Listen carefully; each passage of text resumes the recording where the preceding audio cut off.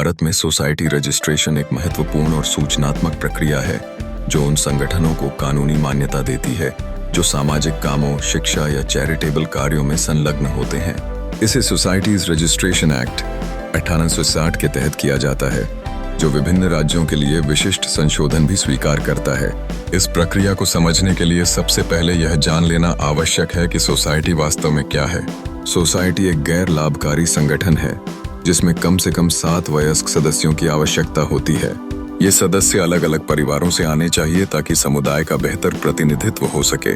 ऐसा नाम चुनना जरूरी है जो किसी अन्य पंजीकृत संस्था से मिलता जुलता न हो। इसके साथ ही कुछ शब्दों जैसे गवर्नमेंट या नेशनल के उपयोग के लिए विशेष अनुमतियां ली जानी चाहिए।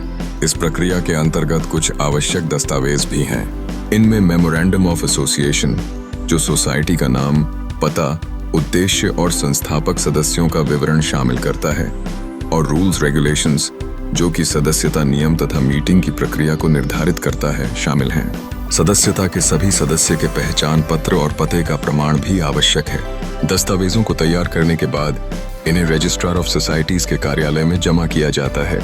दस्तावेजों की जांच पूरी होने के बाद सोसाइटी को रजिस्ट्रेशन सर्टिफिकेट प्राप्त होता है।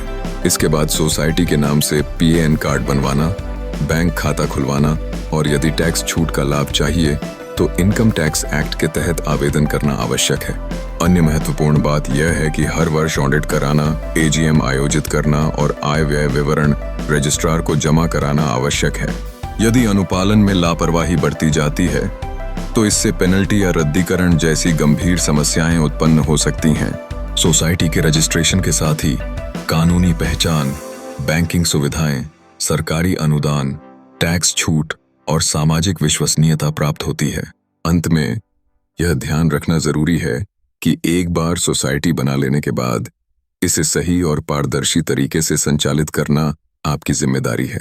यदि आपको यह जानकारी उपयोगी लगी हो तो अपने चैनल को सब्सक्राइब करें, वीडियो को लाइक करें और बेल आइकन दबाएं ताकि इसी तरह की उपयोगी जानकारी आपको मिलती रहे।